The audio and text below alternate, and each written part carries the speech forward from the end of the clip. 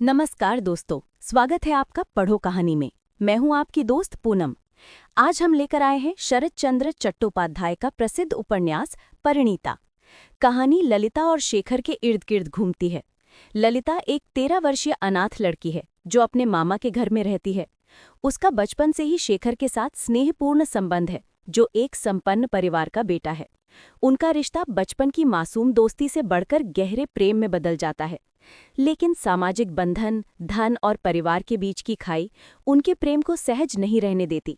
तो चलिए शुरू करते हैं परिणीता की ये खूबसूरत यात्रा।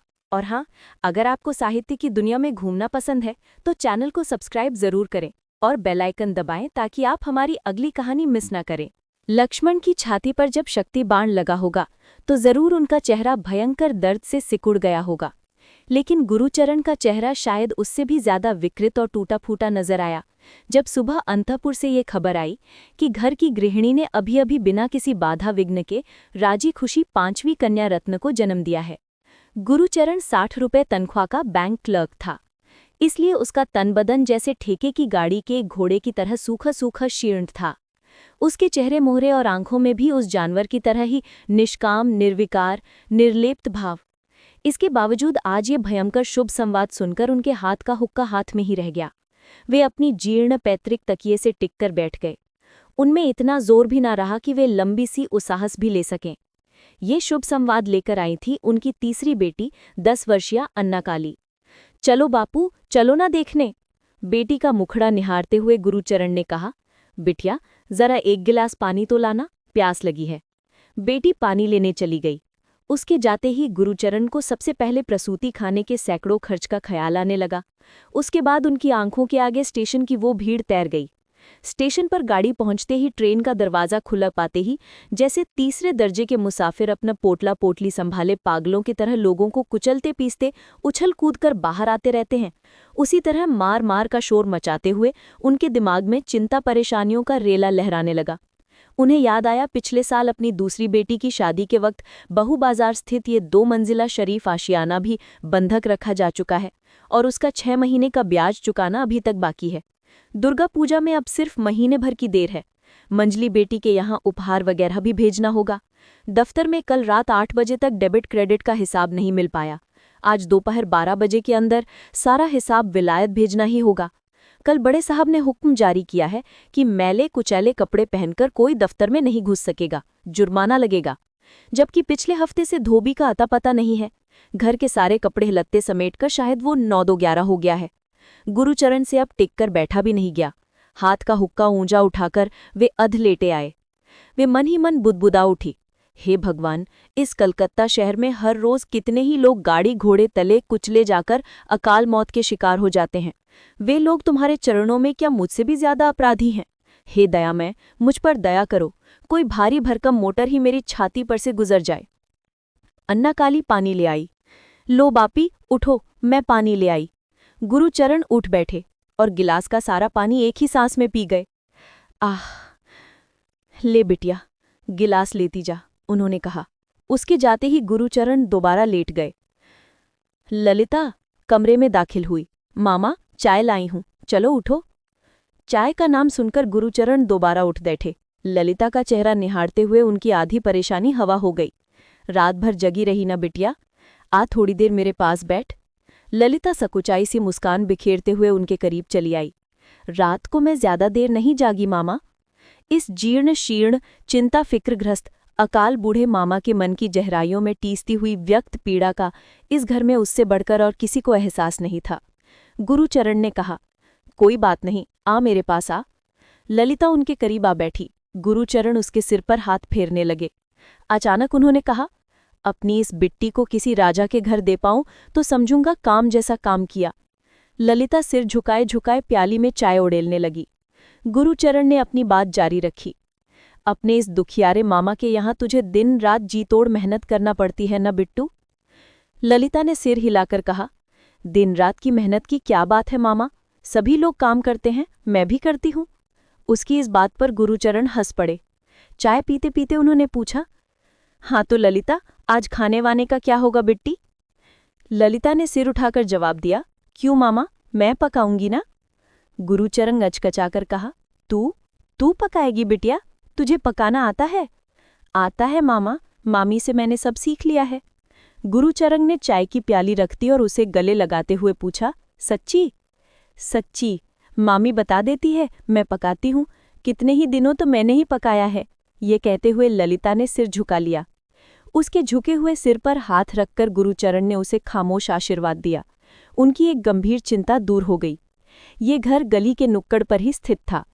चाय पीते पीते उनकी निगाह अचानक खिड़की के बाहर जा पड़ी। गुरुचरण ने चीख कर आवाज लगाई, शेखर, ओ शेखर, सुन, जरा सुन जा। एक लंबा चौड़ा बलिष्ठ सुदर्शन नौजवान कमरे में दाखिल हुआ।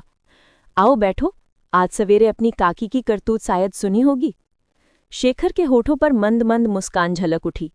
करतूत क्या, लड़की हुई है, बस यही बात है ना? एक लंबी उसांस फेंककर गुरुचरण ने कहा, तुमने तो कह दिया बस यही बात है, लेकिन ये किस हद तक बस यही बात है सिर्फ मैं ही जानता हूं रे। ऐसा ना कहें काका, काकी सुनेंगी तो बहुत दुखी होंगी। इसके अलावा भगवान ने जिसे भेजा है उसे ही लाड़ दुलार से अपना ले। शेखर ने तसल्ली दी। पल भर के लिए खामोश रहने के बाद गुरुचरण ने कहा, लाड़ दुलार करना चाहिए ये तो मैं भी जानता हूं बेटा, लेकिन भगवान भी तो इंसाफ नहीं करते। मैं ठहरा गरीब मानस, मेरे घर में इतनी भरमार क्यों? ये घर तक तुम्हारे बाप के पास रेहन पड़ा है। खैर पड़ा रहे, मुझे इसका दुख नहीं है शेखर, लेकिन हाथों हाथ ही देख लो ना बेटा, ये मेरी ललिता है, बिन माँ बाप की सोने की गुड़िया। ये सिर्फ राजा के घर ही सजेगी।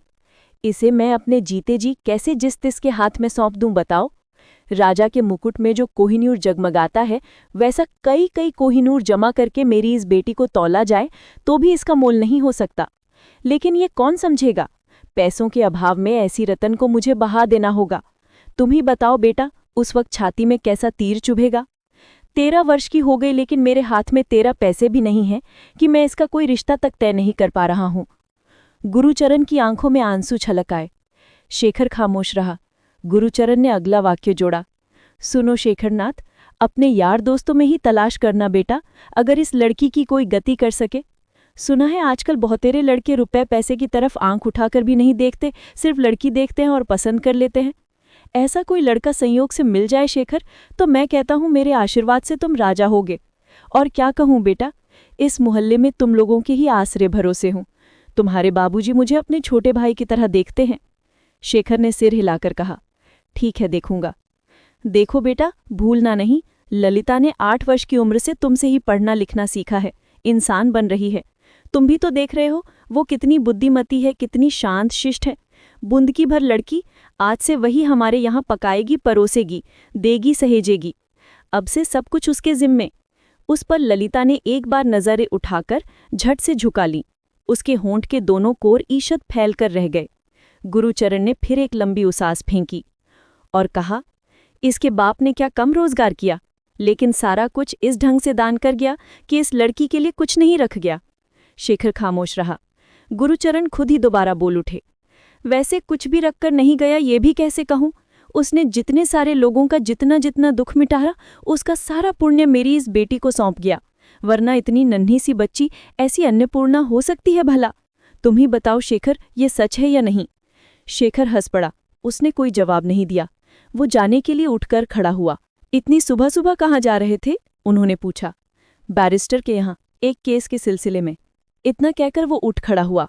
गुरुचरण ने उसे फिर याद दिलाया, मेरी बात जरा याद रखना बेटा, वो जरा सांवली जरूर है, लेकिन ऐसी सूरत शक्ल, ऐसी हंसी, इतनी दया माया दुनिया भर में खोजते फिरने पर भी किसी को नहीं मिलेगी।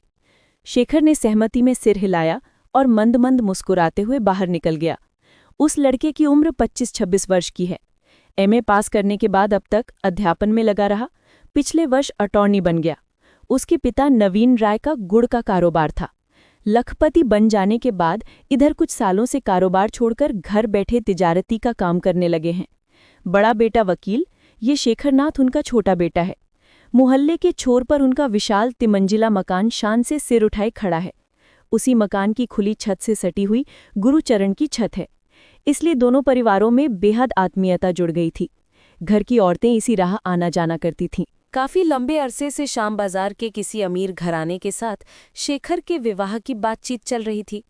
उस दिन जब वे लोग देखने आए तो उन लोगों ने अगले माह का कोई शुभ दिन तय करने का प्रस्ताव दिया, लेकिन शेखर की मां ने इनकार कर दिया। उन्होंने मेहरी के जरिए मर्दाने में एक कहला भेजा कि लड़का जब खुद लड़की देखकर पसंद कराए तभी ये विवाह संभव है। नवीन राय की नज़र सिर्फ दौलत पर थी। गृहिणी की इस टालमटोल से वे नाराज हो उठे। ये कैसी बात, लड़की को देखी भाली है, बातचीत पक्की हो जाने दो, उसके बाद सगाई के दिन अच्छी तरह देख लेना। लेकिन गृहिणी राजी नहीं हुई। उन्होंने पक्की बातचीत करने से मना कर दिया। उस दिन नवीन राय इस कदर नाराज हुए कि खाना भी काफी देर से खाया और दोपहर को वे बाहर वाले कमरे में ही सोए। शेखरनाथ ईशत शौकीन तबीयत का शख्स था। वो तीसरी मंजिल के जिस कमरे में रहता था वो काफी सजा हुआ था। करीब 5-6 दिन बाद एक दिन दोपहर को जब वो अपने कमरे के बड़े से आईने के सामने खड़ा खड़ा लड़की देखने जाने के लिए तैयार हो रहा था, ललिता कमरे में दाखिल हुई। कुछ एक पल उसके तरफ खामोश निगाहों से देखते हुए उसने कहा, सुनो, जरा अच्छी तरह सजा वजा तो दो ताकि बीवी पसंद कर ले। ललिता हंस पड़ी। अभी तो मेरे पास वक्त नहीं है शेखरदा, मैं रुपए लेने आई हूं। इतना कहकर उसने तकिए के नीचे दबी चाबी निकाली और अलमारी खोलकर दराज से कुछ रुपए निकालकर गिने। रुपए आंचल में बांधकर उसने स्वगत ही कहा, जरूरत के वक्त रुपए ले तो जाती हूं, मगर इतना सब शोध कैसे होगा। शेखर ने ब्रश फेरकर एक तरफ के बाल बड़े जतन से ऊंचे किए और पलटकर ललिता की ओर मुखातिब हुआ। शोध होगा नहीं, हो रहा है। ललिता को उसकी बात समझ में नहीं आई। उसकी आंखें शेखर के चेहरे पर गड़ी रहीं। यूं देख क्या रही हो, समझ में नहीं आया? ना। ललिता ने इनकार में सिर हिला दिया। जरा और बड़ी हो जाओ तब समझ जाओगी। इतना कहकर शेखर ने जूते पहने और कमरे से बाहर निकल गया। रात को शेखर काउच पर चुपचाप लेटा हुआ था। अचानक उसकी माँ कमरे में दाखिल हुई। वो हड़बड़ाकर उठ बैठा। माँ तख्त पर बैठ गईं। लड़की देखी, कैसी है रे? अच्छी, माँ के चेहरे की तरफ देखते हुए शेखर ने जवाब दिया। शेखर की माँ, नाम भुवनेश्वरी, उम्र लगभग 50 के करीब आ पहुंची थी, लेकिन तन बदन इतना कसा हुआ, इतना खूबसूरत कि वे 35-36 से ज्यादा की नहीं लगती थीं। ऊपर से उनके ऊपर आवरण के अंदर जो मातृ हृदय मौजूद था वो और भी ज्यादा नया और कोमल था। वे गांव देहात की औरत, वे गांव देहात में पैदा हुई, वहीं पली बढ़ी, लेकिन शहर में भी कभी किसी दिन भी बेमेल नहीं नजर आईं। जैसे उन्होंने शहर की चुस्ती फुर्ती, जीवंतता और आचार व्यवहार उन्मुक्त भाव से ग्रहण कर लिया, उसी तरह अपनी जन्मभूमि की निबिड़ निस्तब्धता और माधुर्य भी उन्होंने नहीं खोया। ये माँ शेखर के लिए कितना विराट गर्व थी, ये बात उसकी माँ भी नहीं जानती थी। ईश्वर ने शेखर को काफी कुछ दिया था, अनन्य सेहत, रूप, ऐश्वर्य, बुद्धि, लेकिन ऐसी माँ की संतान हो पाने का सौभाग्य को वो समूचे तन मन से ऊपर वाले का सबसे बड़ा दान मानता था। अच्छी कहकर तू चुप क्यों हो गया रे? माँ ने पूछा। शेखर ने दोबारा हंसकर सिर झुका लिया। तुमने जो पूछा वही तो बताया। माँ भी हंस पड़ी। कहाँ बताया? रंग कैसा है? गोरा? किसकी जैसी है? हमारी ललिता जैसी? शेखर ने सिर उठाकर जवाब दिया। ललिता तो काली है माँ, उससे तो गोरी है। चेहरा मोरा, आंखें कैसी हैं? वो भी बुरी नहीं, तो घर के कर्ता से कह दूं? इस बार शेखर खामोश रहा। कुछ एक पल बेटे का चेहरा पढ़ते हुए माँ ने अचानक सवाल किया, हाँ रे, लड़की पढ़ी लिखी कितनी है? वो तो मैंने नहीं पूछा माँ। माँ एकदम से ताज्जुब में पड़ गई। ये कैसी बात है रे, जो आजकल तुम लोगों के लिए सबसे ज्यादा जरूरी है वही बात पूछकर नहीं आया? शेखर हंस पड़ा। नहीं माँ, ये बात तो मुझे याद ही नहीं रही। बेटे की बात सुनकर अब वो बकायदा विस्मित हो उठी और कुछ एक पल उनकी निगाहें बेटे के चेहरे पर गड़ी रहीं। अचानक वे हंस पड़ी। यानी तू वहां ब्याह नहीं करेगा? शेखर जाने क्या तो कहने जा रहा था, अचानक ललिता को कमरे में दाखिल होते देखकर वो खामोश हो गया। ललिता धीमे कदमों से भुवनेश्वरी के पीछे आ खड़ी हुई। भुवनेश्वरी ने बाएं हाथ से उसे खींचकर अपने सामने कर लिया। क्या बात है बेटिया? ललिता ने फुसफुसाकर जवाब दिया। कुछ नहीं माँ। वो पहले उन्हें मौसी बुलाया करती थी, लेकिन उन्होंने उसे बरचते हुए कहा, मैं तुम्हारी मौसी नहीं माँ हूं। बस उसी दिन से वे उन्हें माँ बुलाने लगी। भुवनेश्वरी ने उसे और करीब खींचकर उसे दुलारते हुए पूछा, कुछ नहीं?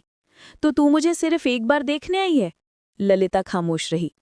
देखने आई है कि वो खाना कब पकाएगी? शेखर एकदम से बोल उठा। क्यों पकाएगी क्यों? शेखर विस्मित मुद्रा में पलटकर सवाल किया। तो उन लोगों का खाना और कौन पकाएगा? उस दिन उनके मामा ने भी तो यही कहा कि पकाने परोसने का काम ललिता ही करेगी। माँ हंस पड़े। उसके मामा की क्या बात है? कुछ कहना था सो कहकर छुट्टी पाली। उसकी तो अभी शादी नहीं हुई। उसके हाथ का खाएगा कौन? मैंने अपने पंडित जी को भेज दिया है, वे ही पकाएंगे। हमारा खाना बड़ी बहुरानी बना रही है। आजकल दोपहर को मैं वहीं चली जाती हूँ। शेखर संभल गया। उस दुखी परिवार की जिम्मेदारी माँ ने अपने ऊपर ले ली है। उसने राहत की सांस ली और खामोश रहा। करीब महीना भर गुजर गया। एक शाम शेखर अपने कमरे के काउच पर लेटा लेटा कोई अंग्रेजी उपन्यास पढ़ रहा था। उस उपन्यास में वो खासा मगन हो गया था, तभी ललिता कमरे में दाखिल हुई। उसने तकिए के नीचे से चाबी निकाली और खटखट की आवाज के साथ वो अलमारी का दराज खोलने लगी। किताब से सिर उठाए बिना ही शेखर ने पूछा, क्या बात है? रुपए निकाल रही हूं। शेखर ने हुंकारी भरी और पढ़ने में ध्यानमग्न हो गया। ललिता ने आंचल में रुपए गंठियाकर उठ खड़ी हुई। आज वो काफी सज धज कर आई थी। वो चाहती थी कि शेखर एक बार उसे देख ले। 10 रुपए लिए हैं शेखर दा। अच्छा, शेखर ने जवाब तो दिया मगर उसकी तरफ देखा नहीं। निरुपाय ललिता इधर उधर की चीजें उलटने पलटने लगी। झूठ मूठ में ही देर तक रुकी रही, लेकिन जब कोई नतीजा नहीं निकला तो धीमे कदमों से कमरे से बाहर निकल गई। लेकिन यूं चले जाने से तो नहीं चलता। उसे दोबारा लौटकर दरवाजे पर खड़े होना पड़ा। आज वे लोग थिएटर जा रही थी। शेखर की अनुमति बिना वो कहीं नहीं जा सकती, ये बात वो जानती थी। किसी ने उसे शेखर से अनुमति लेने को नहीं कहा, या वो क्यों, किस लिए, ये सब ख्याल उसके मन में कभी नहीं जगे थे। लेकिन इंसान मात्र में एक सहज स्वाभाविक बुद्धि मौजूद है। उसी बुद्धि ने उसे सिखाया था कि भले और कोई मनमानी कर सकता है, जहां चाहे जा सकता है, मगर वो ऐसा नहीं कर सकती। इसके लिए वो आज़ाद भी नहीं है। मामा मामी की अनुमति ही उसके लिए यथेष्ट नहीं है। दरवाजे की आड़ में खड़ी खड़ी उसने कहा, हम लोग नाटक देखने जा रहे हैं। उसकी मृदु आवाज शेखर के कानों तक नहीं पहुंची। ललिता ने जरा और तेज आवाज में कहा, सब लोग मेरे इंतजार में खड़े हैं। इस बार शेखर के कानों तक उसकी आवाज पहुंच गई। उसने किताब एक और रखते हुए पूछा, क्या बात है? ललिता ने ईषत तमक कर जवाब दिया, इतनी देर बाद मेरी आवाज कानों तक पहुंची। हम लोग थिएटर जा रहे हैं। हम लोग कौन? शेखर ने पूछा। मैं, अन्ना काली, चारूबाला का भाई, चारूबाला, उसके मामा। ये मामा कौन है? शेखर ने पूछा। उनका नाम गिरीन्द्र बाबू है। 5-6 दिन हुए अपने घर मुंगेर से यहाँ आए हैं। यहीं कलकत्ते में रहकर बीए में पढ़ेंगे। बड़े अच्छे आदमी हैं। शेखर बीच में ही कह उठा, वाह, नाम पता पेशा सब मालूम कर लिया तुमने तो। देख पड़ता है इतने में ही खूब हेलमेल हो गया। इसीलिए 4-5 दिन से तुम गायब रहती हो। जान पड़ता है ताश खेला करती हो। अचानक शेखर के बात करने का ढंग बदला हुआ देखकर ललिता डर गई। उसे ख्याल भी न था कि इस तरह का प्रश्न उठ सकता है। वो चुप हो गई। शेखर ने फिर पूछा, इधर कई दिन से ताश का खेल होता था, क्यों? ललिता ने संकुचित होकर धीरे से अपनी लाचारी जताते हुए संकोच के स्वर में कहा, चारू के कहने से? क्या कहने से? कहते हुए शेखर ने एक बार सिर उठाकर ललिता की ओर देखा, फिर कहा, एकदम कपड़े लते से लैस होकर आई हो। अच्छा जाओ। लेकिन ललिता नहीं गई, वहीं चुपचाप खड़ी ही रही। चारूबाला का घर ललिता के घर के पास ही है। चारू उसकी बहनेली है। दोनों हमजोली हैं। चारू के चरवाले ब्रह्मो समाजी है। इस गिरीन्द्र के अलावा चारू के घर के सभी आदमी शेखर के परिचित है। 5-7 वर्ष हुए गिरीन्द्र कुछ दिन के लिए एक बार यहाँ आया था। अब तक वो बांकीपुर में पढ़ता था। कलकत्ते आने का न प्रयोजन हुआ न वो आया था। इसी कारण शेखर उसे जानता पहचानता न था। ललिता को फिर भी खड़े देखकर बेकार क्यों खड़ी हो, जाओ कहकर शेखर ने फिर किताब खोल ली और पढ़ना शुरू कर दिया। 5 मिनट के लगभग चुप रहने के बाद ललिता ने फिर धीरे से पूछा, जाऊं? जाने ही को तो कह चुका हूं ललिता। शेखर का रंग ढंग देखकर ललिता के मन से थिएटर देखने का उत्साह उड़ गया। लेकिन बात ऐसी थी कि गए बिना भी न बनता था। तय ये हुआ था कि आधा खर्च चारू का मामा देगा और आधा ललिता देगी। चारू के घर में सब लोग उसी की अपेक्षा कर रहे होंगे, ऊब रहे होंगे। जितनी देर हो रही है उतनी ही उन लोगों की बेचैनी बढ़ रही है। ये दृश्य कल्पना के द्वारा ललिता की आंखों के आगे नाचने लगा। लेकिन बचने का कोई उपाय भी उसे नहीं सूझ पड़ता था।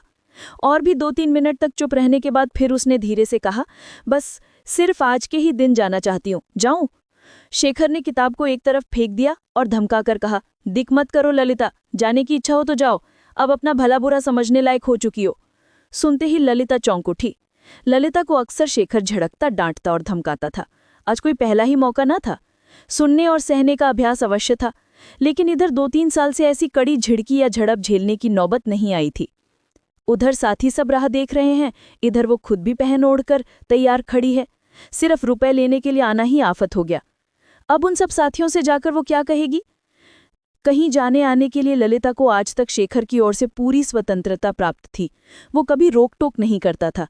इसी धारणा के बल पर वो आज भी एकदम सज धज कर शेखर के पास केवल रुपए भर लेने आई थी। इस समय उसकी वो स्वाधीनता ही केवल ऐसे रूढ़ भाव से खर्च नहीं हो गई, बल्कि जिसलिए स्वाधीनता कुंठित हुई वो कारण कितनी बड़ी लज्जा की बात है। यह आज अपनी इस 13 वर्ष की अवस्था में पहली बार अनुभव करके वो भीतर ही भीतर जैसे कटी जा रही थी। अभिमान से आंखों में आंसू भरकर वो और भी 5 मिनट के लगभग खड़ी रही।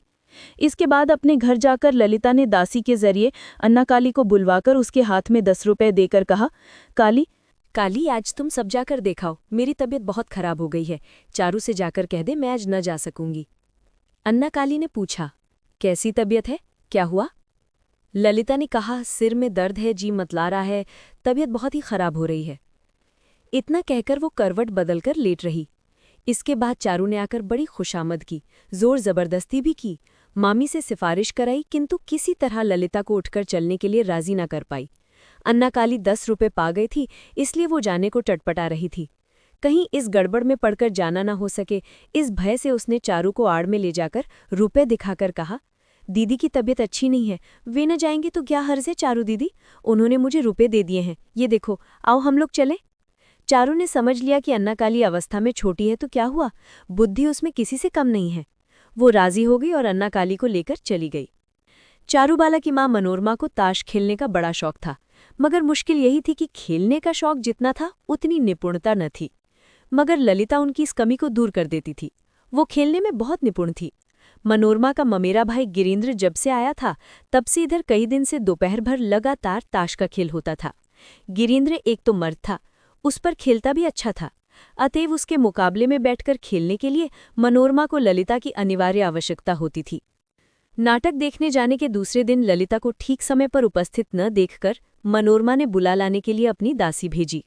उस समय ललिता बैठी हुई एक मोटी सी सादी कापी में किसी अंग्रेजी पुस्तक का बंगला में तर्जमा लिख रही थी। नहीं गई। ललिता की सहेली चारू भी आकर कुछ न कर पाई। तब मनोरमा ने खुद जाकर पोथी कापी आदि सब झड़ाके से उधर फेंकते हुए कहा, ले उठ जल्दी, परीक्षा पास करके तुझे जजी नहीं करनी होगी बल्कि ताश ही खेलने पड़ेंगे, चल। ललिता असमंजस में पड़ गई। रुआंसी सी होकर उसने अपनी असमर्थता जताई, कहा, आज किसी तरह जाना ना होगा, कल आने का पक्का वादा रहा। मगर मनोरमा ने एक न सुनी। अंत को ये हुआ कि मामी से कहकर जबरदस्ती हाथ पकड़कर उठाया, तब लाचार होकर ललिता गई। नियमानुसार आज भी ललिता को गिरीन्द्र के विपक्ष में बैठकर ताश खेलना पड़ा, लेकिन आज खेल नहीं जमा। वो किसी तरह उधर मन न लगा सकी। ललिता खेलते समय आदि से अंत तक उदास और उचाट बनी रही और दिन ढलने के पहले ही उठ खड़ी हुई। जाते समय गिरीन्द्र ने कहा, आपने कल रात को रुपए तो भेज दिए मगर गई नहीं, चलिए कल फिर चले। ललिता ने सिर हिलाकर धीमे स्वर में कहा, नहीं, मेरी तबीयत बहुत ही खराब हो गई थी। गिरीन्द्र ने हंसकर कहा, मगर अब तो आपकी तबीयत ठीक है ना, मैं कल फिर चलने के लिए कहता हूँ, चलिए ना। नहीं जी, कल आपको चलना ही पड़ेगा। ना, कल तो मुझे छुट्टी ही ना होगी। ये कहकर ललिता तेजी से चली गई। ये बात न थी कि केवल शेखर के डर से ही ललिता का मन आज खेल में नहीं लग पाया। नहीं, उसे खुद भी आज गिरीन्द्र के मुकाबले में खेलते बड़ी लज्जा लग रही थी। शेखर के ही घर की तरह इस घर में यानी चारू के यहाँ भी ललिता लड़कपन से ही आती जाती रही है और अपने घर के लोगों के आगे जैसे निकलती बैठती है वैसे ही इस घर के मर्दों के सामने भी। इसी कारण चारू के मामा से भी उसने कुछ पर्दा नहीं किया। शुरू से ही बोलने चालने में वो नहीं हिचकी, किंतु आज गिरीन्द्र के आगे बैठकर जब तक वो खेलती रही, न जाने कैसे उसको यही जान पड़ा कि इसी अल्प परिचय से इतने ही दिनों के भीतर गिरीन्द्र से कुछ विशेष प्रीति की नज़र से देखने लगा है। आज से पहले उसने कभी इसकी कल्पना भी नहीं की थी कि पुरुषों की प्रीतिपूर्ण दृष्टि इतनी लज्जा की सृष्टि कर सकती है। अपने घर में एक झलक दिखाकर ही ललिता शेखर के घर में हो रही। सीधे शेखर के कमरे में घुसकर लगे हाथ अपने काम में जुट गई। छुटपन से ही इस घर के छोटे मोटे साधारण सफाई के काम ललिता कर दिया करती थी। शेखर की किताबों को कायदे से संभालना और रखना, मेज़ का सारा सामान सजाना, दवात कलम वगैरह सफा करना वगैरह सब काम ललिता ही करती थी। उसके सिवा इधर ध्यान देने वाला दूसरा कोई न था। इधर 6-7 दिन हाथ न लगाने के कारण काम बहुत बढ़ गया था। शेखर के आने से पहले ही सब काम करके चले जाने का इरादा करके ललिता काम में जुट गई। शेखर ललिता को माँ कहती थी, मौका मिलने पर उन्हीं के आसपास बनी रहती थी, और चूंकि वो खुद किसी को गैर नहीं समझती थी, इसलिए उसे भी कोई गैर नहीं समझता था। 8 बरस की थी जब माँ बाप के मर जाने पर उसे मामा के घर पर आना पड़ा था। तभी से वो छोटी बहन की तरह शेखर के ही आसपास रहकर उसी से पढ़ लिखकर आज इतनी बड़ी हुई है। ये सभी को मालूम है कि ललिता पर शेखर का विशेष स्नेह है, लेकिन वो स्नेह रंग बदलते बदलते इस समय कहाँ से कहाँ पहुँच गया है, इसकी खबर किसी को नहीं थी, ललिता को भी नहीं। सभी लोग ललिता को बचपन से ही शेखर के निकट एक सरीखा असीम आदर प्यार दुलार पाते देखते आ रहे हैं, और आज तक उसमें कुछ भी किसी को बेजा नहीं जान पड़ा। अथवा ये कहो कि ललिता के संबंध में शेखर की कोई भी हरकत ऐसी ना हो पाई कि उस पर विशेष रूप से किसी की दृष्टि आकृष्ट होती। मगर फिर भी कभी किसी दिन किसी ने इसकी कल्पना तक नहीं की कि ये लड़की इस घर की बहू बनकर इस घर में स्थान पा सकती है। ये ख्याल न तो ललिता के घर में किसी का था और न ही भुवनेश्वरी का। ललिता ने सोच रखा था कि काम खत्म करके शेखर के आने से पहले ही वो चली जाएगी, लेकिन अनमनी होने के कारण घड़ी पर नजर नहीं पड़ी, देर हो गई। अचानक दरवाजे के बाहर जूतों की चरमराहट सुनकर सिर उठाकर ही सिटपिटाई हुई ललिता एक किनारे हटकर खड़ी हो गई। शेखर भीतर घुसते ही कहा, अच्छा तुम हो, कल कितनी रात बीते लौटी? ललिता ने कुछ जवाब नहीं दिया। शेखर ने गद्दीदार आराम कुर्सी पर हाथ पैर फैला के लेटे लेटे वही सवाल दोहराया, कहो लौटना कब हुआ था? 2 बजे, 3 बजे? मुंह से बोल क्यों नहीं निकलता? ललिता फिर भी उसी तरह चुपचाप खड़ी रही। शेखर ने खिंचकर कहा, नीचे जाओ, माँ बुला रही हैं। भुवनेश्वरी भंडारे की कोठरी के सामने बैठी जलपान का सामान रकाबी में रख रही थी। ललिता ने पास आकर पूछा, मुझे बुला रही थी ना? कहाँ, मैंने तो नहीं बुलाया, कहकर सिर उठाकर ललिता का मुख देखते ही कहा, तेरा चेहरा ऐसा सूखा हुआ क्यों है ललिता? आज अभी तक तूने कुछ खाया पिया नहीं, क्यों ना? ललिता ने गर्दन हिलाई। भुवनेश्वरी बोली, अच्छा, जा अपने दादा को जलपान का सामान देकर जल्दी मेरे पास आ। ललिता ने दम भर बाद मिठाई की रकाबी और जल का गिलास लिए हुए ऊपर आकर कमरे में देखा। शेखर अभी तक उसी तरह आंखें मूंदे लेटा हुआ था। दफ्तर के कपड़े भी नहीं उतारे, न हाथ और मुंह ही धोया। पास आकर धीरे से उसने कहा, जलपान का सामान लाई हूं। शेखर ने आंखें खोले बिना ही कह दिया, कहीं रख जाओ। मगर ललिता ने रखा नहीं, वो हाथ में लिए चुपचाप खड़ी रही। शेखर को आंखें न खोलने पर भी मालूम पड़ रहा था कि ललिता वहीं खड़ी है, गई नहीं। 2-3 मिनट चुप रहने के बाद शेखर ही फिर बोला, कब तक इस तरह खड़ी रहोगी ललिता? मुझे अभी देर है, रख दो और नीचे जाओ। ललिता चुपचाप खड़ी खड़ी मन में बिगड़ रही थी, मगर उस भाव को दबाकर कोमल स्वर में बोली, देर है तो होने दो, मुझे भी तो इस समय नीचे कोई काम नहीं करने को है। अब की शेखर ने आंखें खोलकर देखा और हंसते हुए कहा, भला मुंह से बोल तो फूटा, नीचे काम नहीं है तो बगल वाले घर में बहुत काम होगा, वहां भी न हो तो उसके आगे के घर में काम की कमी न होगी।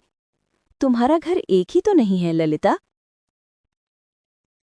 सो तो है ही, कहकर ललिता ने क्रोध के मारे मिठाई की रकाबी को तनिक जोर से टेबल पर रख दिया और तेजी के साथ कमरे के बाहर निकल गई। शेखर ने पुकार कर कहा, शाम के बाद जरा फिर हो जाना।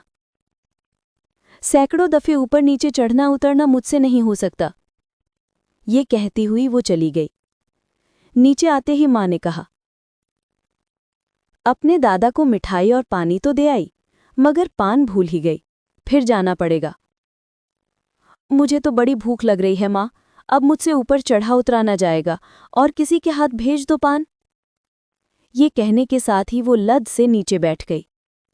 ललिता के मनोहर मुखमंडल में रोष का असंतोष झलकता देखकर भुवनेश्वरी ने मंद मुस्कान के साथ कह दिया, अच्छा, तू बैठकर खा पी ले, किसी मेहरी के ही हाथ भेज देती हूं बान। ललिता ने फिर कुछ कहा सुना नहीं, जाकर भोजन करने बैठ गई। वो उस दिन थिएटर देखने नहीं गई थी, फिर भी शेखर ने उसे बका झका। यही ललिता को बुरा लगा। इसी पर रूठकर ललिता 4-5 दिन शेखर को नहीं दिखाई दी। मगर शेखर के दफ्तर जाने पर दोपहर को रोज जाकर वो शेखर के कमरे की सफाई वगैरह अपना काम सब कराया करती रही। अपनी गलती मालूम होने पर शेखर ने 2 दिन बराबर ललिता को बुला भेजा, मगर वो नहीं आई। उस मोहल्ले में अक्सर एक दीन दुखी बूढ़ा फकीर भीख मांगने आया करता था। उस बेचारे पर ललिता की बड़ी ममता थी। जब कभी वो भजन गाकर भिक्षा मांगता था तो ललिता उसे 1 रुपया दिया करती थी। 1 रुपया प्राप्त होने पर उसके आनंद का ठिकाना न रहता था। ललिता को वो सैकड़ों आशीर्वाद देता था और वो बड़े चाव से उन आशीर्वादों को सुनती थी। फकीर कहता था, ललिता उस जन्म की मेरी माँ है। पहली दृष्टि पड़ते ही फकीर उसे अपनी माँ समझने लगा है। वो बड़े ही करुण स्वर में उसे अपनी माँ कहकर पुकारता है। आज भी उसने आते ही माँ को पुकारा, ओ माँ, मेरी माँ, तुम आज कहाँ हो? आज इन प्रकार अपने बेटे की आवाज़ सुनते ही ललिता कठिनाई में पड़ गई। आखिर वो इस समय उसको रुपया दे तो कहाँ से दे? इस समय शेखर घर में ही मौजूद होंगे और वो उनके सामने रुपया लाने जाए कैसे? वो उससे नाराज़ है। कुछ समय सोचते रहने के बाद वो अपनी मामी के पास गई। अभी अभी उसकी मामी की झकझक नौकरानी से हो गई थी। इस कारण मुंह लटकाए खाने की तैयारी कर रही थी। ऐसी स्थिति में ललिता को कुछ कहने की हिम्मत न हुई। वो वापस चली आई और किवाड़ की ओट से देखा कि बूढ़ा फकीर चौंतरे पर अब भी बैठा है और भजन गाने में मस्त है। ललिता के हृदय में एक खलबली सी मची थी। आज तक उसने इस फकीर को निराश नहीं लौटाया था, इसलिए वो आज भी लौटाना नहीं चाहती थी। उसका मन क्षुब्ध हो रहा था। भिखारी ने फिर एक बार माँ कहकर पुकारा। उसी बीच अन्नाकाली दौड़ती हुई आई और उसने सूचना दी कि दीदी, तुम्हारा बूढ़ा बेटा बड़ी देर से आवाज लगा रहा है। ललिता ने कहा, मेरी अच्छी अन्नू, जरा सुन तो, अगर तू मेरा एक जरूरी काम कर दे तो मैं तुझे अच्छी अच्छी चीजें दूंगी। तू जल्दी से चली जा, शेखर भैया से 1 रुपया लेकर आ। अन्नाकाली तेजी से दौड़ती हुई गई और 1 रुपया लाकर ललिता को दिया। ललिता ने पूछा, शेखर दादा ने देते समय कुछ कहा था? कुछ भी नहीं, केवल यही कहा कि कोट की जेब से निकाल लो। मेरे विषय में तो कुछ नहीं कहते थे। नहीं, कुछ भी नहीं, कहकर वो खेलने में लग गई। रुपया लाकर ललिता ने उस बूढ़े भिखारी को दिया और चली गई। आज उसने आशीर्वाद तक न सुने। पता नहीं क्यों उसे कुछ भी अच्छा न लगता था। उसका चित्त परेशान था। दोपहर के पश्चात अन्नाकाली को बुलाकर पूछा, अन्नू, आजकल तू अपने शेखर दादा से पढ़ने नहीं जाती? जाती क्यों नहीं? रोज जाती हूँ। ललिता, दादा मेरे बारे में कुछ नहीं पूछते? नहीं, हाँ, उन्होंने पूछा था कि ताश खेलने दोपहर को जाती हो या नहीं। बेचैनी के साथ ललिता ने फिर कहा, फिर तूने क्या कहा? अन्नाकाली, यही कि तुम चारू के यहाँ रोज ताश खेलने जाती हो। शेखर दादा ने पूछा, तो खेलता कौन कौन है? मैंने कहा, चारू दीदी, तुम, मौसी और चारू के मामा। अच्छा दीदी, तुम सब में अच्छा कौन खेलता है, तुम या चारू के मामा? मौसी तो कहा करती है कि तुम अच्छा खेलती हो। ये सुनकर ललिता में मानो आग लग गई।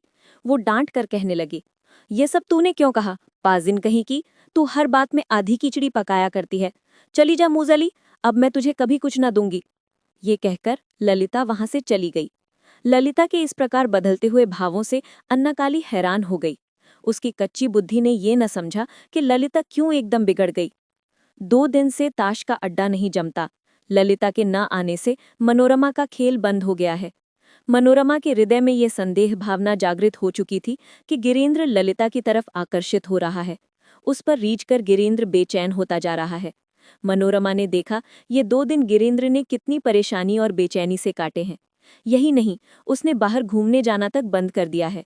अब वो केवल कमरे में ही इधर उधर उठता बैठता दिन काट देता है। तीसरे दिन दोपहर के समय उसने बहन से कहा, बहन, क्या खेल आज 3 आदमी ही खेले? मनोरमा की इस बात को सुनकर गिरीन्द्र का उत्साह भंग हो गया। वो बोला, कहीं 3 आदमी में भी खेल होता है? उस घर की लड़की जिसका नाम ललिता है, उसे बुला लो न जीजी। मनोरमा, वो ना आएगी। गिरीन्द्र उमंग में तुरंत बोल उठा, क्यों नहीं आएगी? उसके घर वालों ने मना कर दिया है या अपने से? नहीं, वो अपने आप नहीं आती, उसके मामा मामी के ऐसे भाव नहीं है। गिरीन्द्र के मुंह पर प्रसन्नता की झलक दौड़ गई। वो बोला, फिर तो तुम्हारे जाने भर की देर है, जरा जाकर कह दोगी, तुरंत आएगी। ये बात गिरीन्द्र ने कह तो दी, पर अपने मन में संकोच कर रहा था। उसके हृदय की बात ताड़कर मनोरमा ने हंसते हुए कहा, अच्छा, अभी जाकर बुला लाती हूँ। ये कहकर वो ललिता के घर गई और उसे पकड़कर साथ ही ले आई। आज फिर ताश का अड्डा जमा। आज वास्तव में ताश खूब जमा। ललिता की जीत होती रही और 2 घंटे तक खेल बहुत ही बढ़िया जमा रहा और सभी लोग दत्तचित्त थे। उसी समय अन्नाकाली दौड़ती हुई आई और ललिता का हाथ पकड़कर घसीटते हुए बोली, दीदी जल्दी चलो, शेखर दादा बुलाते हैं। शेखर नाम सुनते ही ललिता का चेहरा पीला पड़ गया।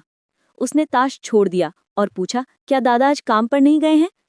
मुझे क्या मालूम, शायद आज जल्दी आ गए हैं। ललिता ने मनोरमा की ओर कुंठित भाव से देखकर कहा, मौसी मैं जाती हूँ। उसका हाथ पकड़कर मनोरमा ने कहा, नहीं ऐसा नहीं हो सकता, अभी 2-4 हाथ और खेल लो। परेशान होकर ललिता ने कहा, मौसी अब ना खेल सकूंगी, यदि जरा भी देर हो गई तो वो नाराज हो जाएंगे। इतना कहकर दौड़ती चली गई। गिरीन्द्र ने पूछा, ये शेखर दादा कौन है? मनोरमा, वो इसी सामने वाले बड़े महल में रहते हैं। गर्दन हिलाते हुए गिरीन्द्र ने कहा, वो महल? तब तो शायद नवीन राय के कोई रिश्तेदार है। मनोरमा ने हंसते हुए कहा, कैसे रिश्तेदार? लविता के मामा के मकान तक को वो बुढ़ा हड़प लेने के लिए तैयार है। बड़े आश्चर्य के साथ गिरीन्द्र बहन की तरफ देखता रहा। मनोरमा ने सारी कहानी सुनानी प्रारंभ की। किस तरह से आर्थिक कठिनाइयों के कारण गुरुचरण बाबू की मंजली पुत्री की शादी रुकी हुई थी। नवीन राय ने काफी ब्याज पर उनका मकान रहन रख लिया। अब तक भी वो रुपया अदा नहीं हुआ और नवीन राय ये मकान हड़प ही लेंगे। वो इसी घात में भी हैं। सारी कहानी सुना चुकने के बाद मनोरमा ने ये भी कहा कि उस बुढ़े की हार्दिक इच्छा ये है कि बेचारे गुरुचरण बाबू का मकान सत्यानाश करके उसी स्थल पर शेखर के लिए बहुत ही सुंदर विशाल महल बनवाए। 2 लड़कों के लिए अलग अलग मकान है, परंतु तीसरे के लिए नहीं है।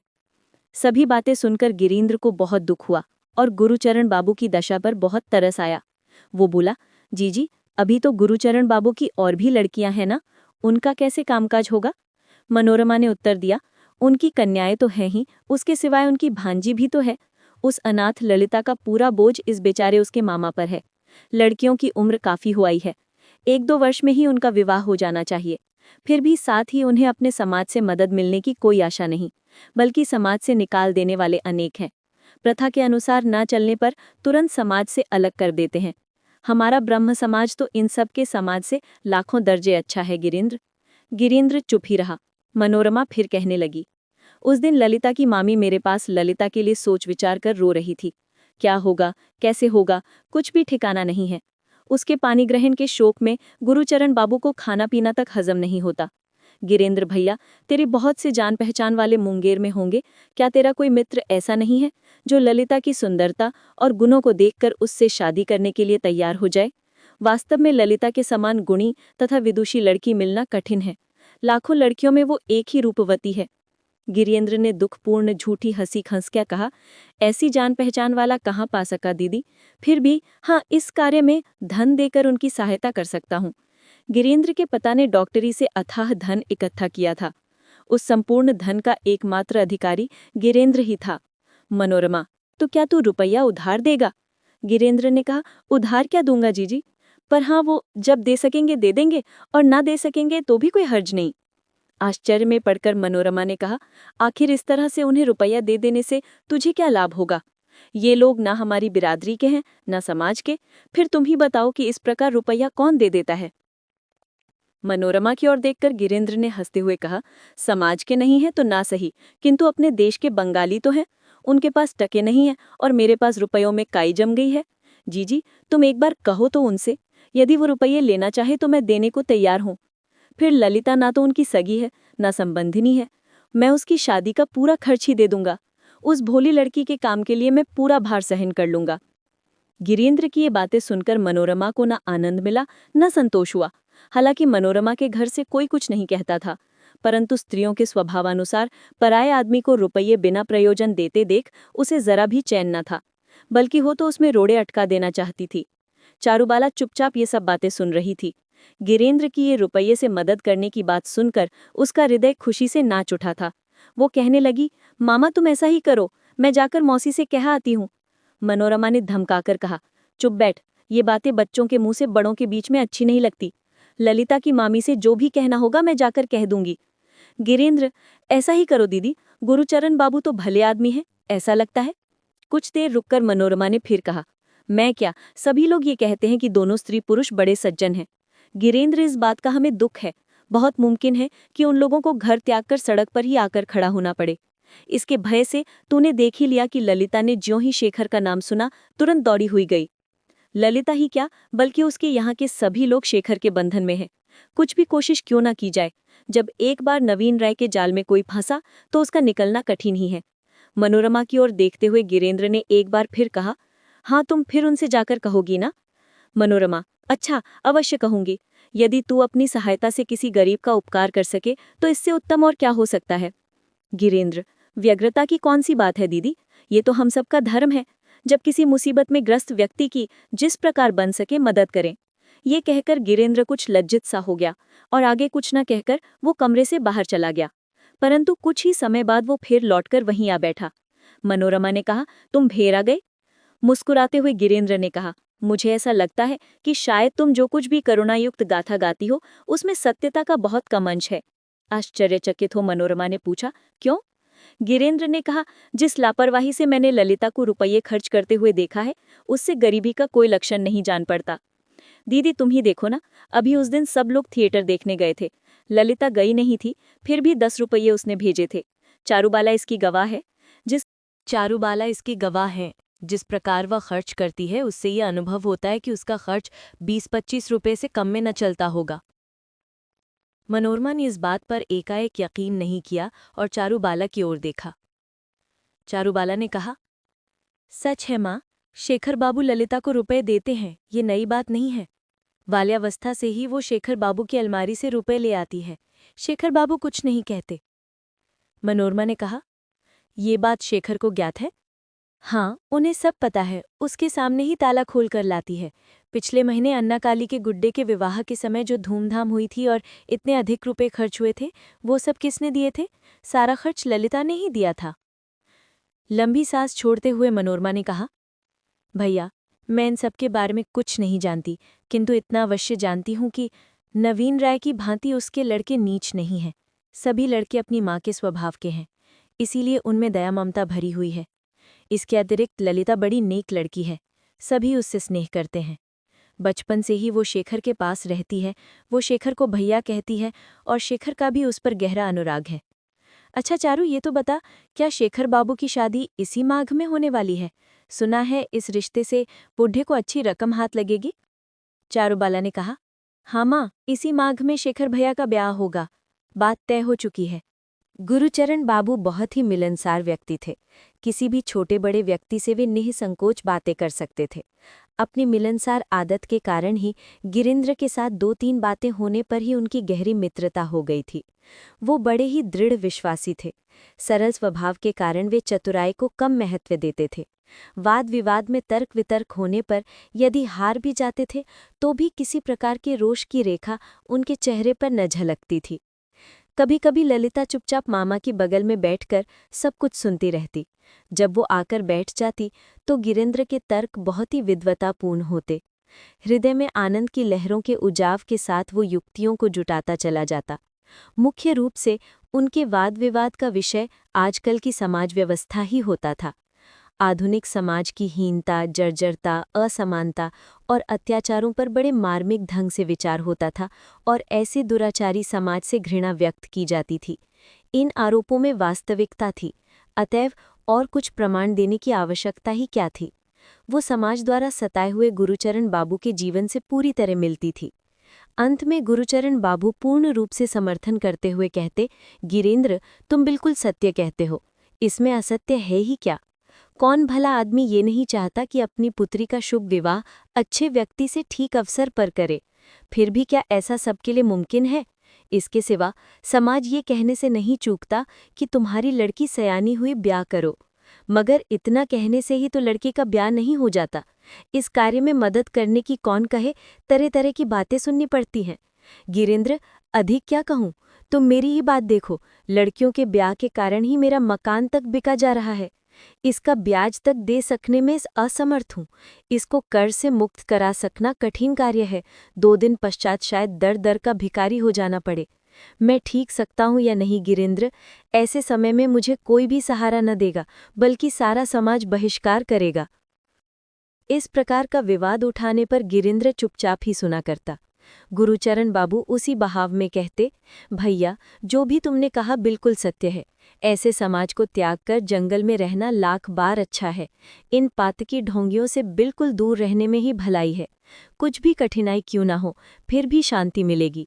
गला दबोचने और मनुष्यता को भंग करने वाले समाज में रहना हमारे लिए ठीक नहीं। ये समाज धनवानों का ही है, मेरे जैसे गरीब का नहीं।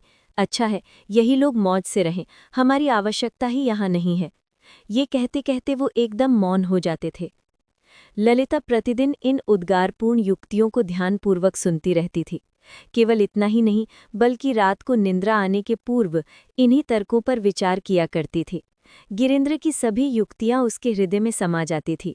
मन ही मन वो सोचने लग जाती कि गिरीन्द्र बाबू का कहना अक्षरशः सत्य है। अपने मामा से ललिता का अटूट प्रेम था। उसके मामा के प्रति गिरीन्द्र जो कुछ भी कहता, उसे नितांत सत्य समझती थी। उसे ये भी पता था कि उसके मामा की परेशानी तथा चिंताएं उसी के कारण बढ़ी हैं। अन्न चल भी उन्होंने छोड़ दिया है। आज उसके मामा जो ये सब कष्ट झेल रहे हैं, ये सब क्यों? क्योंकि समाज उन्हें जाति से बाहर कर देना चाहता है। इस सब का कारण एकमात्र यही ना कि वो मेरी शादी करने में असमर्थ है। विचार कर ललिता ने सोचा, यदि आज किसी प्रकार मेरी शादी हो जाए और दुर्भाग्यवश यदि मैं कल विधवा होकर फिर मामा के पास जाऊं, तो मामा को जाति से अलग कर दिया जाएगा। उन तर्कों में उसे कोई भी सार न दिखाई देता। गिरीन्द्र जी कुछ भी ललिता के मामा के प्रति श्रद्धा और सहानुभूति दिखाता था, और जो भी वो कहता था उस सब के प्रति श्रद्धा दिखाने और अपनी सहमति जताने से वो बाज न आती। ऐसा करने के सिवा उसके पास दूसरा मार्ग न था। गिरीन्द्र के प्रति उसकी श्रद्धा दिन प्रतिदिन बढ़ती गई। धीरे धीरे उसने भी संध्या की बेला का इंतजार करना शुरू कर दिया। उसकी उत्कंठा और भी बढ़ गई थी। शुरू में गिरीन्द्र बातों में ललिता को आप शब्द से संबोधित करता था, परंतु एक दिन गुरुचरण बाबू ने मना कर दिया। कहा, ललिता तुमसे छोटी है, इसलिए आप न कहकर तुम कहा करो। अब वो ललिता को तुम शब्द से संबोधित करने लगा। गिरीन्द्र ने ललिता से पूछा, तुम चाय नहीं पीती? ललिता ने कुछ उत्तर न देकर सिर नीचा कर लिया। गुरुचरण बाबू ने उसकी ओर से उत्तर दिया, शेखर ने उसको चाय पीने से मना कर दिया है। उसकी राय है कि स्त्रियों को चाय नहीं पीनी चाहिए। गिरीन्द्र को ये बात अच्छी न लगी। इस बात को ललिता ने ताड़ लिया। आज शनिवार है। आज के दिन काफी समय तक ये मज़ेदार मजलिस लगी रहती है। चाय पीना हो चुका था, वार्तालाप जारी था।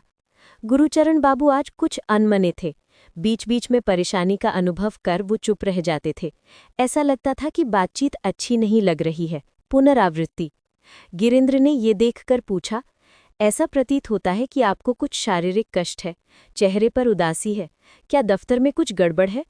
हुक्के की निगाली मुंह से निकालते हुए उन्होंने कहा, नहीं ऐसी बात नहीं, शरीर भी गड़बड़ नहीं है। ये कहते हुए गुरुचरण बाबू ने मुंह ऊंचा करके गिरीन्द्र की ओर दृष्टि डाली। सरल स्वभाव वाले गुरुचरण बाबू की आंतरिक चिंताएं तथा हृदय के ज्वलित उद्गार उनके मुख पर झलक रहे थे। इसका वो खुद भी अनुभव न कर सके थे। ललिता पहले उन लोगों के वार्तालाप को केवल सुना ही करती थी, परंतु अब वो तर्क वितर्क में भाग लेने लगी है। मामा की परेशानी को वो भी पूर्ण रूप से समझ गई थी। उसने पूछा, हाँ मामा, ऐसा मुझे भी लग रहा है कि आपको कोई बात हृदय में कष्ट दे रही है। उसकी इस बात को सुनकर गुरुचरण बाबू को थोड़ी सी हंसी आ गई और सरल भाव से स्वीकार करते हुए बोले, बेटी सत्य है, आज मेरी दशा ठीक नहीं है। ये बात सुनकर गिरीन्द्र एवं ललिता दोनों ही टकटकी बांधकर कष्ट का कारण जान लेने के लिए उनके चेहरे की तरफ देखने लगे। गुरुचरण बाबू ने कहा, नवीन दादा मेरे विषय में सब कुछ जानते हैं, फिर भी उन्होंने तमाम लोगों के सामने सड़क पर खड़े होकर बहुत सी भली बुली बातें सुना जाती। खैर, उनका इसमें दोष ही क्या। 6-7 माह बीत गए, पर उन्हें मूल की कौन कहे, 1 पैसा सूद तक का नहीं दे पाया हूँ। ललिता सब कुछ तुरंत समझ गई। इस बात को खत्म करने के लिए व्यग्र हो गई।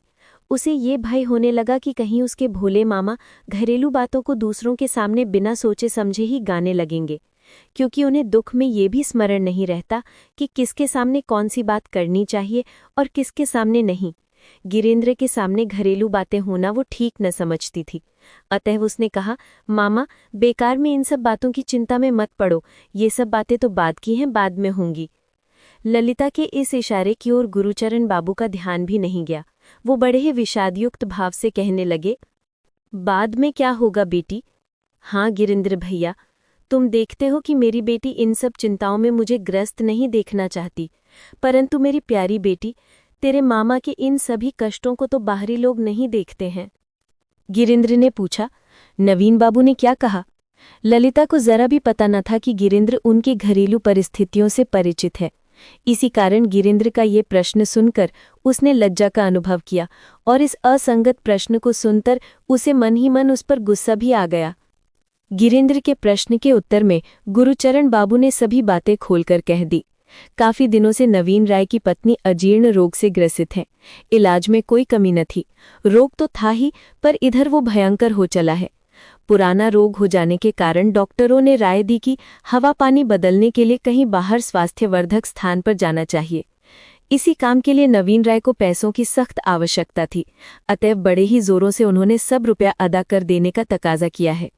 गुरुचरण बाबू के सामने ये कठिन समस्या है कि वो आखिर इतनी जल्दी रुपयों का प्रबंध कैसे करें। गुरुचरण बाबू की इन सब बातों को सुनकर गिरिंद्र थोड़े समय तक चुप रहा। फिर बहुत ही नम्र भाव से उसने मधुर स्वर में कहा, इधर कई दिनों से मैं आपसे कुछ कहना चाहता था, पर संकोचवश कह न सका। आज आपकी आज्ञा हो तो कुछ कहूं। गुरुचरण बाबू ने हंसते हुए कहा, ये क्या बात है गिरिंद्र, किसी को भी मुझसे बात करने में संकोच नहीं होता। तुमको आज्ञा क्या दूं, तुम बेरोक टोक कहो। गिरिंद्र ने कहा, जीजी से एक दिन सुना था कि नवीन बाबू बहुत अधिक सूद पर रुपए उधार देते हैं। उनसे रुपए लेकर ही आप गहरी परेशानी के जाल में पड़ गए। मैंने ये सोचा कि आपकी मदद में अपनी धनराशि लगाऊं, जो कि बैंकों में पड़ी हुई है। वो किसी काम में नहीं आती, साथ ही इस समय नवीन बाबू को आवश्यकता भी है। आपका भी कर्ज से मुक्ति मिल जाएगी। गिरिंद्र की ये बात सुनकर गुरुचरण बाबू और ललिता दोनों ही उसकी ओर एकटक देखने लगे। संकोच भाव से गिरिंद्र ने फिर कहना शुरू किया, इस समय मुझे इन रुपयों की बिल्कुल कोई जरूरत नहीं है। यदि मेरे रुपए आपके काम में लग जाए तो मैं अपने आप को भाग्यशाली समझूंगा। इस धन को आप अपनी सुविधा अनुसार दे दीजिएगा। मुझे किसी प्रकार की जल्दी नहीं है। नवीन बाबू को आवश्यकता है, उन्हें समय पर रुपए मिल जाएंगे। गुरुचरण बाबू ने कहा, सारा रुपया तुम दोगे? इस बात के उत्तर में गुरुचरण बाबू कुछ कहने जा रहे थे कि अन्नाकाली तेजी से दौड़ती हुई वहां आई और बोली, शेखर दादा ने तुरंत कपड़े पहनकर सज धज कर तैयार होने को कहा है दीदी। वो सब आज नाटक देखने जा रहे हैं। ये कहकर वो जिस प्रकार तेजी से आई थी उसी प्रकार उल्टे पांव भाग गई। उस लड़की के उत्साह को देखकर गुरुचरण बाबू मुस्कुराए, परंतु ललिता उसी स्थान पर बैठी रही। क्षण भर बाद ही अन्नाकाली ने फिर आकर कहा, अभी तक तो बैठी हो जीजी, उठो, तुरंत तैयार हो, सब लोग तुम्हारा रास्ता देख रहे हैं। इस बार भी ललिता पूर्ववत उसी स्थान पर बैठी रही। अन्नाकाली के प्रसन्नता को देखकर गुरुचरण बाबू को हंसी आई और ललिता के सिर पर हाथ फेरते हुए वे बोले, जाओ बेटी जाओ, अब तनिक भी देरी ना करो। वो सब लोग शायद खड़े खड़े तुम्हारा रास्ता देख रहे हैं। लाचारीवश उसे उठना ही पड़ा, परंतु जाते समय उसकी कृतज्ञता भरी दृष्टि गिरिंद्र पर पड़ रही थी। इस कृतज्ञता भरी दृष्टि को गिरिंद्र पूर्ण रूप से समझ गया था। थोड़ी देर में ही खूब बनाव श्रृंगार के साथ पान देने के बहाने फिर एक बार वो बाहर के कमरे में आई, परंतु उस समय गिरिंद्र वहां से चला गया था। केवल गुरुचरण बाबू तकिए के सहारे लेटे थे। उनकी बंद आंखों के कोनों पर आंसुओं की रेखा झलकती थी। ललिता तुरंत समझ गई कि ये खुशी के आंसू हैं। ये जानकर उनका ध्यान भंग करना ठीक न समझकर वो चुपचाप ज्यों की त्यों लौट गई। कमरे से बाहर आकर ललिता सीधे शेखर के घर पहुंची। अपने मामा की दशा को सोचकर उसकी आंखों में आंसू उमड़ आए थे। अन्नाकाली उस समय वहां न थी, वो पहले ही जाकर गाड़ी में बैठ गई थी। कमरे के ठीक सामने शेखर खड़े खड़े ललिता की ही बाट जो रहा था। सिर उठाकर देखने पर उसे ललिता की भरी आंखें दिखाई दी। इधर कई दिनों से ललिता को न देखा था, इसीलिए शेखर और अधिक परेशान था। ललिता के आंसुओं को देखकर शेखर का हृदय भी द्रवित हो आया और उसने ललिता से पूछा, ये क्या ललिता, क्या तुम रो रही हो? क्यों, क्या बात है? ललिता ने सिर हिलाकर अपना मुंह नीचा कर लिया। कई दिनों से ललिता को न देखने के कारण तरह तरह की भावनाओं का जागरण शेखर के हृदय में हो रहा था। वो बड़े स्नेह के साथ ललिता का मुंह ऊपर उठाकर बोला, अरे सचमुच ही तुम रो रही हो? आखिर बताओ तो क्या हुआ ललिता? शेखर की इस सहानुभूति तथा प्रेम भाव को देखकर वो अपने को संभाल न पाई। वो जहां खड़ी थी शेखर की ओर पीठ करके वहीं पर बैठ गई और मुंह ढांपकर जोर जोर से रोने लगी। शेखर सहानुभूति का प्रदर्शन करता रहा। मिलते हैं अगले भाग में। अगर आपको साहित्य, कहानियाँ, उपन्यास और ऑडियो बुक सुनना पसंद है तो चैनल को सब्सक्राइब करें और बेल आइकन दबाना ना भूलें।